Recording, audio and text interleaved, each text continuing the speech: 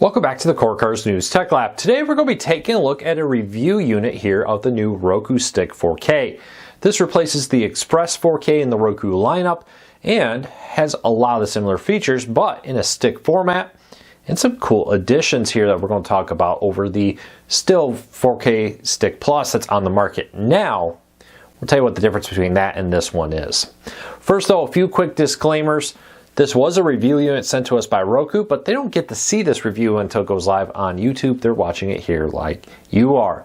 Second, I'll put a link to this in the show notes and in the first pinned comment to it on Amazon. If you want to find current pricing, changes often, I'll put a link there so you can find it on Amazon. Also, if you like what we do here, we cover the world of cord cutting, reviews, tips, tricks, and more. Please do me a favor, hit that subscribe button, hit that thumbs up. Doing one or both lets YouTube know you enjoy what we do here. All right, let's dive into it. So, quick look at the stick. There's not a whole lot to say about it. It's a pretty standard Roku stick. It is a pretty small little stick, great for travel. One of the real nice selling points with this is they have upgraded. Older Rokus used to have a micro USB or even an older standard USB. They've gone to USB-C, which I absolutely love with that. You can also use any USB-C cable. The antenna is built into the stick. Roku, to try to give you better Wi-Fi reception for a while, had the antenna built into the power cable, so you had to make sure you only use the cable that came with your stick. That's not true anymore. With these sticks, you can use any USB-C cable you want to charge them, which is great if you need a longer cable for something, or maybe a shorter one. You can do that here. Let's take a look at everything that came with this, and I'm going to talk about some quick pros and cons, and we're going to set this up. Alright, so I set up the new Roku stick, very easy. Put a QR code on the phone, I scanned it. It also gave me an option though, if I wanted to, just to enter my email address and they would email me a link to connect this to my Roku account or create a Roku account.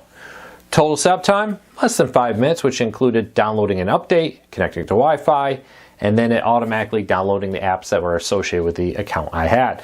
It's a Roku home screen, folks. If you've seen any Roku, you're very used to this. You can see the very smooth transition. Look how quickly this can go around. Very pleased with the quality of this. This is not the most powerful streaming player on the market, but more than enough to go stream different content. Let's go open up one here. You can see all kinds of different options. It jumps around just fine. Let's go here and check out a free stream real quick. We're just going to jump into Dateline long enough for it to load. To give you an idea, on Pluto TV. Oh, Pluto TV wasn't installed. Boom, it's installed. That simple. You see it's opening the app without problems, very smoothly. And then let's get in here. I'm going to keep my hand here. See how it's already loading it. I got it paused. And we'll see how long this takes from nothing to running. There you go. That's it. In that time, it installed the Pluto TV app, opened it, and started a stream from scratch with nothing installed. Yes, is it the fastest on the market? No. Is it pretty darn quick for the price? Yes. One of the biggest selling points for this new streaming stick is the fact that it offers the ability to power it off your TV's USB. Now, older Roku sticks and other streaming player sticks do this, but a lot of times they'll pop up a warning that, hey, you know, this doesn't deliver enough power, you're going to have limited functionality. Basically what they do is they tone down the performance because it's receiving less power. Now Roku has redesigned these sticks with lower power usage. The parts they're using require lower power, which gives you the ability to have a fully functioning Roku stick with it. Now, yes, the Roku Ultra, mini Roku TVs and more are significantly more powerful, will open streams slightly faster. The truth is though, I think for most people, you won't notice a big difference. Let's open Pluto TV. See that? I'm opening it here. You're going to see this run in a second. You see, from scratch to nothing. Not now. And you see I'm right back in here and it's loading the stream. I think for most people, that little bit of delay in getting their stream start is so minor, they would rather save the money on this discounted streaming stick versus the $100 Roku Ultra, for example. So I really do like it. Also, having it powered by the USB and the TV makes it a great stick to travel to hotels with and the like.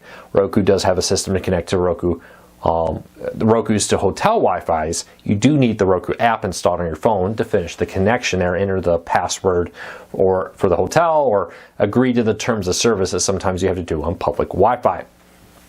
Overall though, very simple. I don't really want to dive into a lot of the details here on a Roku home screen. It's got all the same features you're going to be used to. Right now they're promoting Disney Plus, but the live TV section, search, what to watch, featured free content, their daily trivia section where you can play the trivia game, section dedicated for sports and what content's on right now, and more. If you ever use a Roku, it's exactly the same. I will say though, I've used pretty much every Roku release in the last 10 plus years. I'll give this a 2 thumbs up. It's a very nice little Roku device.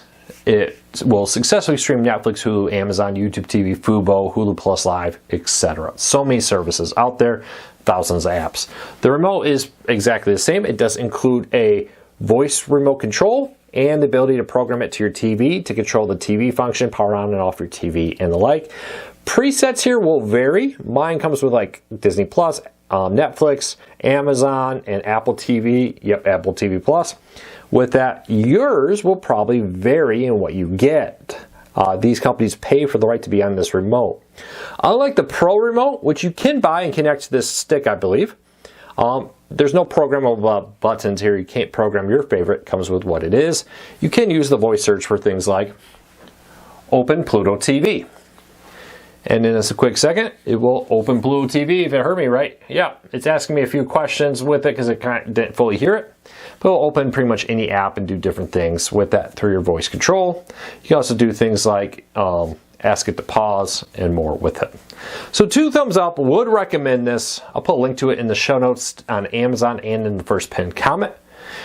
If you like this, please consider hitting that subscribe button, hitting that thumbs up, doing one or both. Lets YouTube know you enjoy what we do here, so YouTube recommends our videos to more people. We would really appreciate it. Until next time, take care, be safe. We appreciate your support.